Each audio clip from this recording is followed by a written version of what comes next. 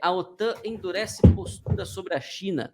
A Organização do Tratado do Atlântico Norte, OTAN, classificou nesta segunda-feira o regime comunista chinês e seu domínio militar como um dos principais desafios da segurança mundial. A aliança também estabeleceu uma nova linha de defesa contra os riscos de ataques cibernéticos, tendo em vista o número crescente de incidentes e ataques originados, em muitas ocasiões, em território russo.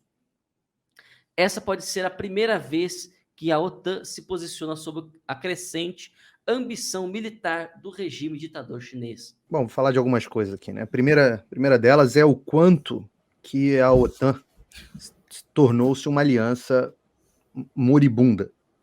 Isso já tinha ficado bastante claro na visão do presidente Donald Trump. E aí vale a gente recapitular aqui para os espectadores que não estão muito familiarizados com o que é a OTAN, para que serve a OTAN, etc. Então, uma rápida recapitulação. Quando acabou a Segunda Guerra Mundial, os americanos ocuparam a Europa pelo fronte ocidental, né, invadiram ali pela Normandia, um pedaço pela Itália, enquanto os soviéticos fizeram a invasão pelo eixo oriental. E foram basicamente se encontrar na Alemanha. Os americanos ocuparam a Europa e devolveram tudo que ocuparam. Os soviéticos não devolveram, e todo mundo sabe a história de como se formou a União Soviética, a ocupação da Alemanha Oriental e tudo mais. Mas havia uma ameaça muito grande, porque o poder militar soviético era muito superior ao poder militar ocidental. Muita gente atribui a um dos motivos dos americanos terem usado 2 armas nucleares no Japão, foi o fato isso é altamente discutível, mas foi o fato da demonstração aos soviéticos de quão poderosa era aquela arma para impedir que os soviéticos invadissem o restante da Europa e fizessem o trabalho que o Hitler tinha começado, né? Tivessem se aproveitado do trabalho que o Hitler tinha começado. E o Stalin, vários documentos históricos mostram que o Stalin tinha, sim, se pudesse, essa intenção, mas ficou desencorajado quando viu as armas atômicas que os americanos tinham, e eram os únicos países que tinham em 1944 e 1945. Do ponto de vista...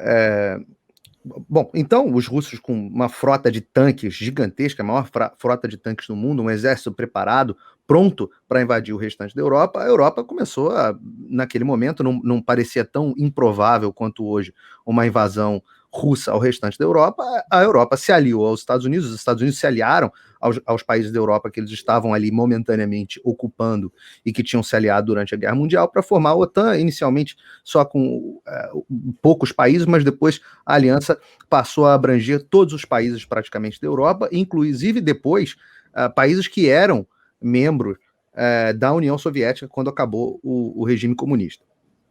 Quando caiu o regime comunista, o regime soviético, né, com o fim da União Soviética, o que aconteceu foi que muitos países, o mundo entrou em tempos de paz, digamos assim.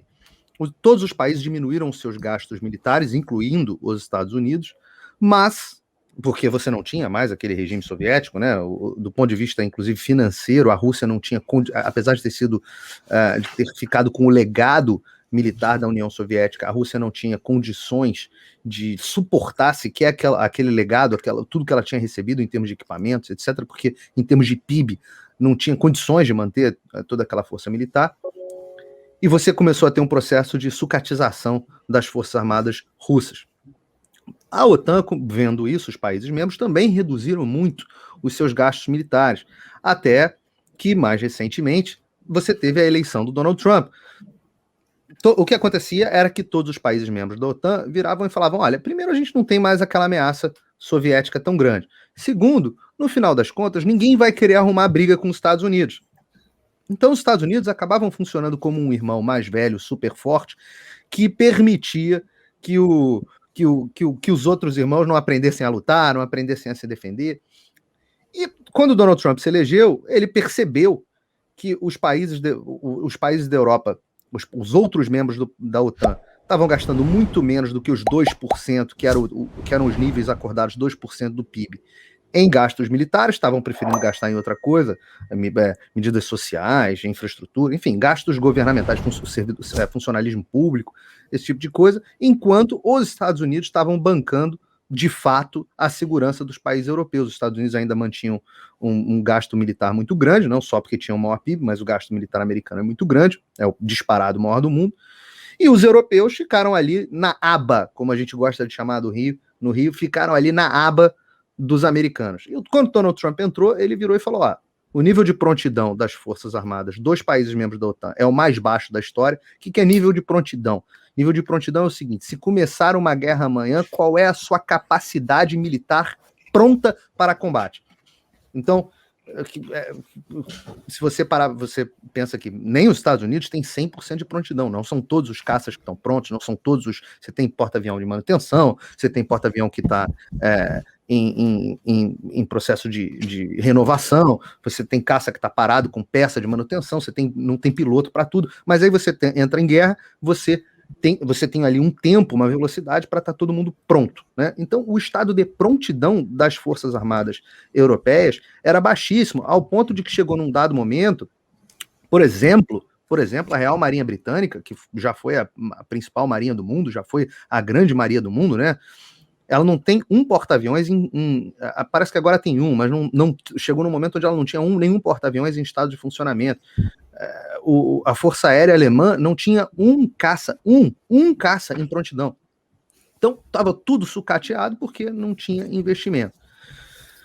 De novo, foi uma aliança pronta, feita para combater a ameaça soviética. Quando a ameaça soviética aparentemente sucumbiu, a aliança perdeu muito do seu propósito. O Donald Trump entrou, brigou muito para aumentar, falou, olha, eu não vou mais defender vocês, vocês que arrumem uma confusão, a confusão de vocês, eu não vou mais defender, e fez isso, obviamente, para forçá-los a aumentar o seu investimento e o seu nível de prontidão, para eles não ficarem dependendo exclusivamente das forças americanas. Chegou a tirar um grande efetivo americano que ficava na Alemanha, se não me engano, mais de 20 mil homens que ficavam permanentemente, americanos que ficavam ali na Alemanha, foram retirados da Alemanha. E o que o Donald Trump fez, e foi o primeiro presidente a fazer isso, foi reorientar todas as forças, todo o esforço de guerra militar americano do Oriente Médio e Europa para o Pacífico.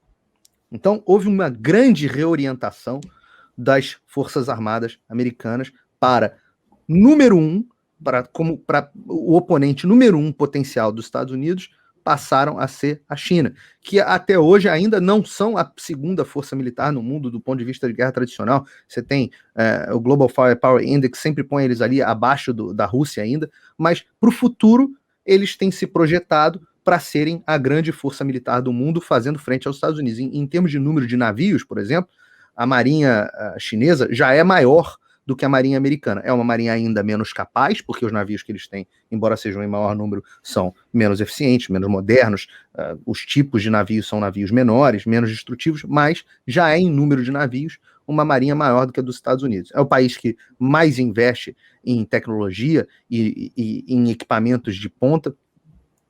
Então, eu contei essa história toda, tem um motivo, para vocês entenderem o quanto que a OTAN tornou-se menos relevante no cenário militar atual. Ora, essa questão da forma como a guerra mudou, eu já falei isso aqui, eu entrevisto no meu curso o Dr. Sean McFates, que é consultor das Forças Armadas Americanas e das agências de inteligência americanas, já indiquei aqui o livro dele, The New Rules of War, As Novas Regras da Guerra, em inglês. Mas esse é um assunto que já vem sendo discutido há bastante tempo, né? Tem um outro livro aqui, bom que está aqui, The Dragons and the Snakes, do David Kilcullen. São assuntos que já tem um tempo de publicação, são assuntos que já vêm sendo discutidos há muito tempo. Como a guerra não é mais uma coisa de você ligar e desligar, e como a China trava a guerra dessa forma nova e mais eficiente. Como o seu Sepúlveda estava falando, e a gente costuma falar bastante aqui no programa, em vez da China ir lá e só comprar caças, ela vai e compra a sua infraestrutura, ela vai e compra a sua imprensa, ela vai e compra de maneira direta ou indiretamente os seus políticos, ela vai e compra de maneira direta ou indireta os seus sindicatos, ela vai e compra de maneira direta ou indiretamente as principais empresas e o oligarcado, a oligarquia do país. ela age com governadores, ela age com prefeitos, de forma que fica virtualmente impossível para que o país vá contra os seus interesses. E esta forma de agir da China, de novo, é uma coisa que está bastante documentada. Aí agora, 2021, depois do mundo viver ataques cibernéticos que já se sabe que tem origem chinesa, depois da gente ver a China comprando e sabotando, quando necessário, infraestrutura de diversos países, depois da gente ver a China, através das suas empresas de tecnologia com 5G, utilizando para coleta de dados e espionagem de países no mundo inteiro, depois da gente ver a China permitindo, ou criando, sem dúvida, e permitindo que se espalhasse o vírus e a pandemia mais nociva da nossa geração. Depois da gente ver tudo isso acontecendo, finalmente os porta-vozes da principal aliança militar do mundo, mais rica, com os países mais fortes e mais poderosos, finalmente, eles agora acordam e resolvem fazer, como você estava dizendo bem, Ítalo, a primeira vez que a OTAN se posiciona sobre a crescente ambição militar do regime ditador chinês. Ora, os próprios chineses falam sobre as suas ambições. Isso tudo acontece depois dos chineses passarem anos tomando uma extensão territorial no que se chama de Mar do Sul da China, mas que são águas, cuja nomenclatura é até ruim, porque são águas internacionais, e a OTAN não fazer absolutamente nada. Depois, a gente acaba de ver na semana passada ou na semana retrasada, a China assinando com o Irã uma aliança, o regime terrorista do Irã, um acordo que vai permitir a compra de petróleo do Irã pelos chineses e, com isso, abastecer o Irã de reservas e dar a eles o acesso ao sistema financeiro chinês, que permite o desenvolvimento desses loucos de armas nucleares. A gente está vendo tudo isso acontecer e agora, finalmente o secretário-geral da OTAN resolve abrir a boca e falar, ambições declaradas e comportamento apresentam desafios, olha essa linguagem, desafios sistêmicos a ordens internacionais baseadas em regras e as áreas relevantes para a segurança de aliança. Ordem baseada em regras. Os chineses descumprem todos os acordos e as propostas que eles fazem. Todos, sem exceção. Sem exceção. Para chinês, regra internacional não significa nada. Basta dizer o seguinte, a China claim, ela diz que é dela essa área do Mar do Sul da China. Isso já foi julgado improcedente pelo Tribunal Internacional e ainda hoje, mesmo assim, a China ignorou a decisão do Tribunal Internacional e continua impedindo a navegação, e os americanos têm que fazer exercícios de navegação forçada há anos, ao custo do contribuinte americano, sem o apoio da OTAN, para garantir que aquelas águas não sejam completamente ocupadas pelos chineses. Ora, as ilhas ali do Mar do Sul da China, que não eram ilhas, foram ilhas artificialmente construídas pelos chineses, num caos ambiental, onde eles destruíram recifes de corais importantíssimos para a ecologia daquele mar. E nenhum ambientalista falou, esses mesmos ambientalistas que têm um chilique quando morrem as girafas da Amazônia, eles não deram um pio quando os chineses foram lá e destruíram os atóis, corais e recifes do Mar do Sul da China. Inicialmente, disseram que era para construir bases de pesquisa e de estudo que jamais colocariam ilhas de usos militares. Hoje essas ilhas estão completamente abarrotadas de armas militares chinesas, postos de abastecimento, inclusive mísseis terra-ar e mísseis, estima-se e pensa-se que mísseis cruzeiro e mísseis terra-terra também. Então, chegamos aqui para concluir o meu comentário. As ameaças da China a Taiwan são frequentes. Não é que a China apresenta desafios sistêmicos à ordem internacional baseada em regras. A China considera Taiwan parte do seu território, considera Taiwan uma província rebelde. Não há espaço para uma conversa a respeito de Taiwan. E se algum país resolve sequer estabelecer um diálogo com Taiwan, vocês, como o Brasil, por exemplo, fez uma menção, alguns deputados brasileiros, vocês veem as relações duras que a China tem. Então não é que a China apresenta desafios sistêmicos à ordem internacional baseada em regras.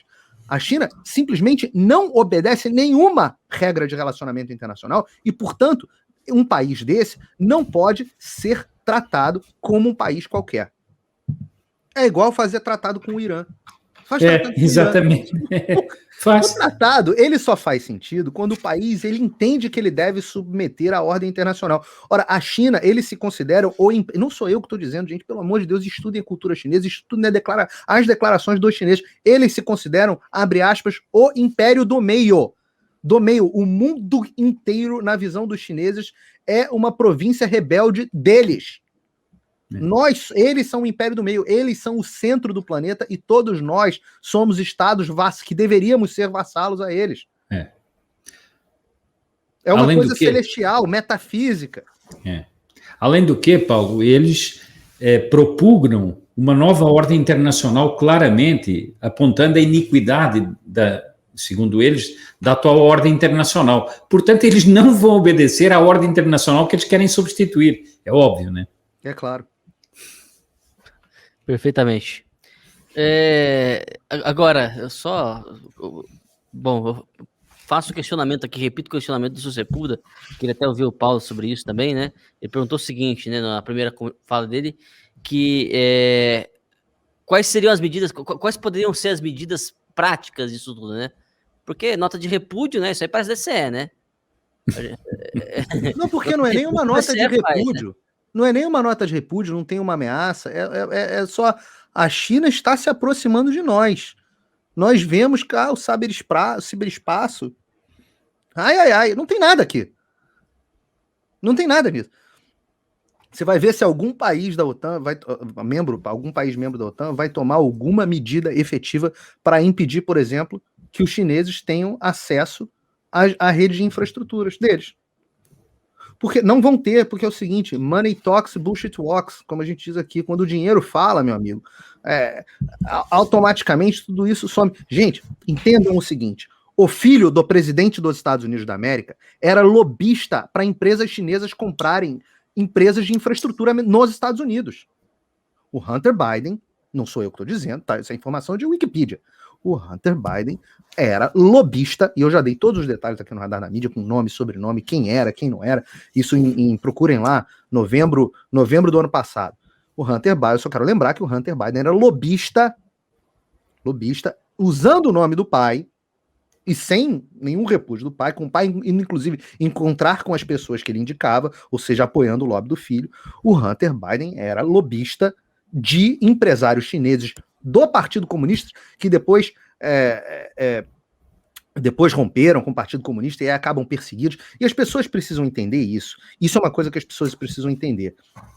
Muitas vezes eu vejo as pessoas falarem assim, mas Paulo, você fala Partido Comunista, mas às vezes o sujeito é um empresário comunista, a China é capitalista. Eu falo sempre, né? Você tem, por exemplo, vou dar um exemplo aqui.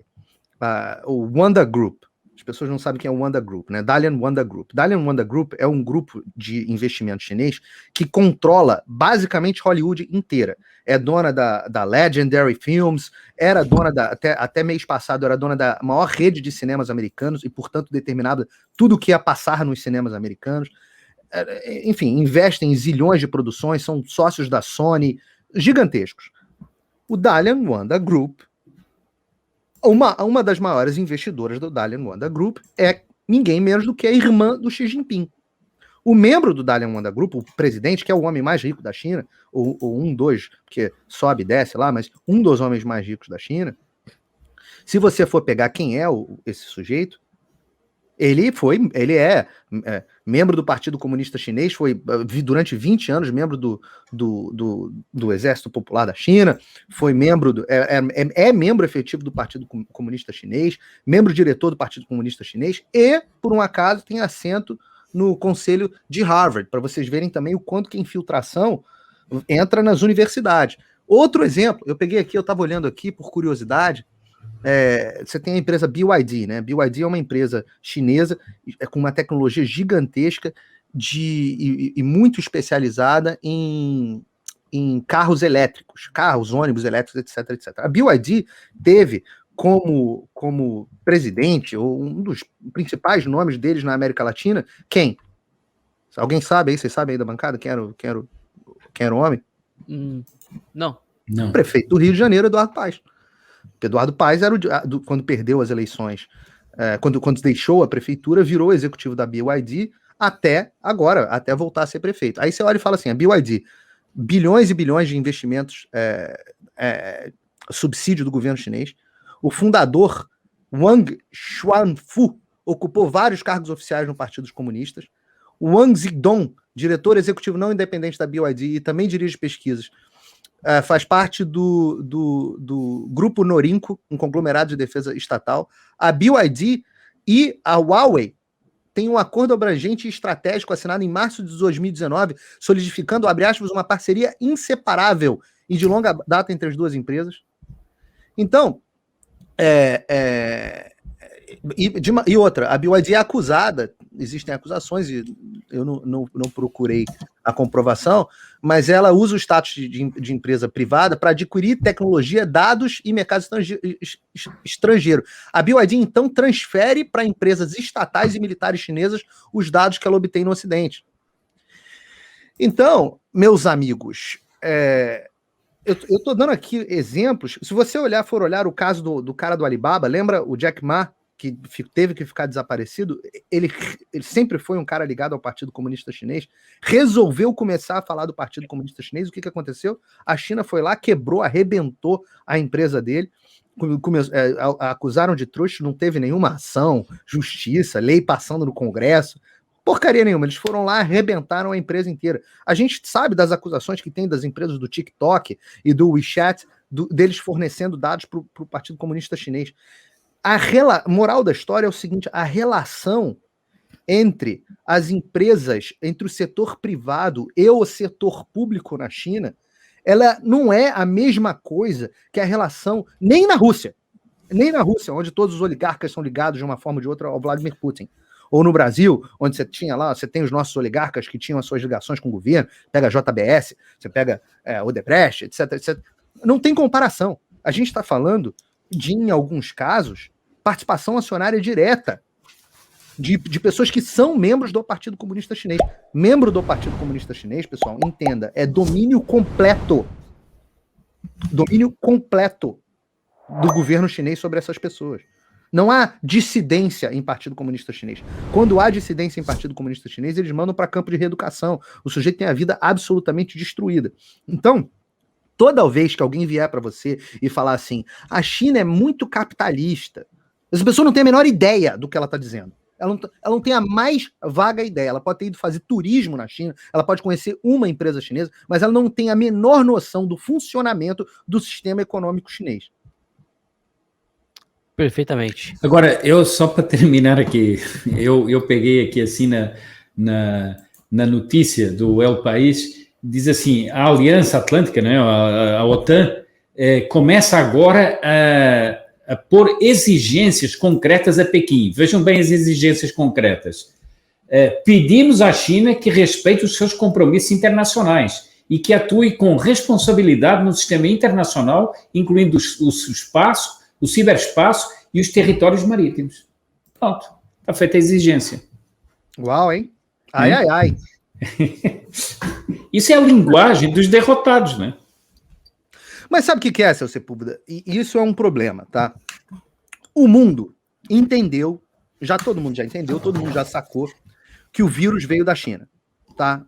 Óbvio. Agora, mais do que isso, o mundo está muito próximo de uma conclusão definitiva de que o vírus não veio só da China. O vírus veio de um laboratório chinês.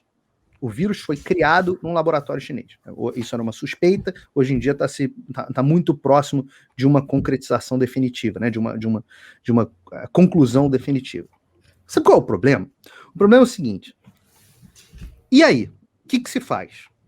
O que fazem? Qual é a solução para isso? Porque se você não faz nada contra a China, você está criando o que a gente chama de moral hazard, né? Um risco moral. Toda vez que alguém faz alguma coisa errada e você não pune esse comportamento, você está criando um risco moral, um encorajamento para que essa pessoa cometa um erro muito maior, né?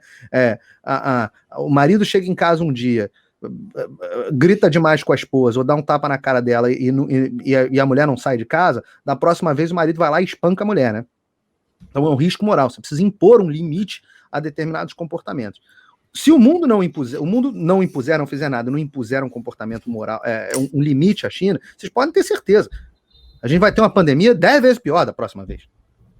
10 vezes pior, porque não há dúvidas de que existem vírus sendo criados em laboratório.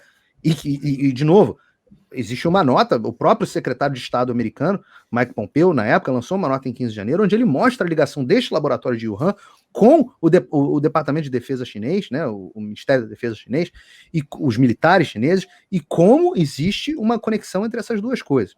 Tá? Então, se este vírus não foi, e isso ainda há dúvidas, se esse vírus não foi deliberadamente como uma arma de guerra liberado, ora, se o mundo não fizer nada, a mensagem que ele está dando para a China é, por favor, da próxima, olha, não dá nada, se soltar não dá nada, né?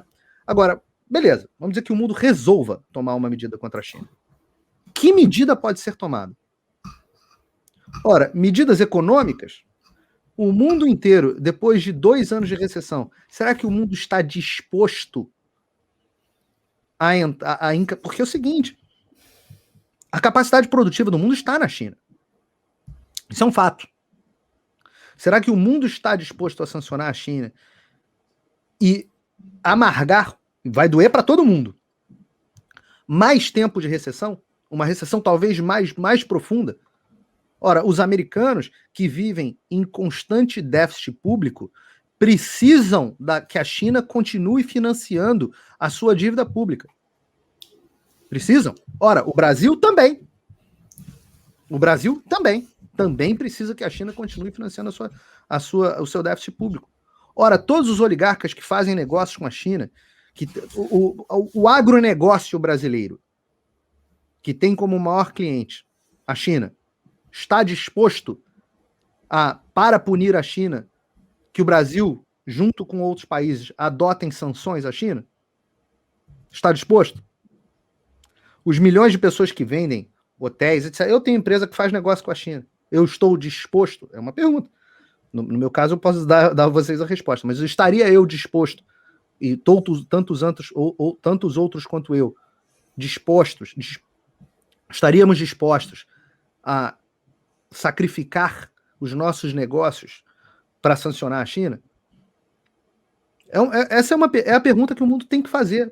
Mas a sociedade americana estaria disposta a abrir mão dos seus produtos baratos comprados no Walmart? O consumidor americano estaria disposto a abrir mão dos seus produtos baratos comprados no Walmart e na Amazon?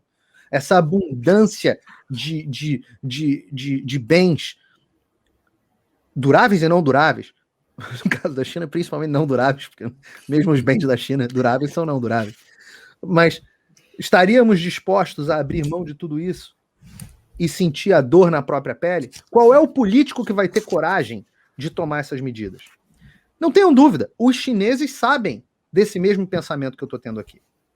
Eles sabem disso. E agem falando grosso, tomando medidas duras, pressionando os deputados e senadores que eles, de uma maneira ou de outra, têm influência. A gente vê aí senadores brasileiros e deputados que defendem o interesse da China mais do que defendem o interesse do Brasil. Os chineses sabem disso. Eles sabem que eles têm a mídia na mão, eles sabem que eles têm Hollywood na mão, eles sabem que eles têm os oligarcas na mão, eles sabem que eles têm políticos na mão. Eles sabem. Essas pessoas vão falar contra a China? Mesmo que um político não esteja comprometido com a China, ele vai ter coragem de tomar as medidas necessárias? A população vai estar disposta a fazer esses millennials, comedores de cupcake, temaki e Starbucks, eles estão dispostos a fazer um esforço de guerra? Essa é a pergunta. Então, toda vez que alguém pergunta, e aí, o que dá para fazer, etc, etc, eu pergunto, você está disposto a fazer um esforço de guerra?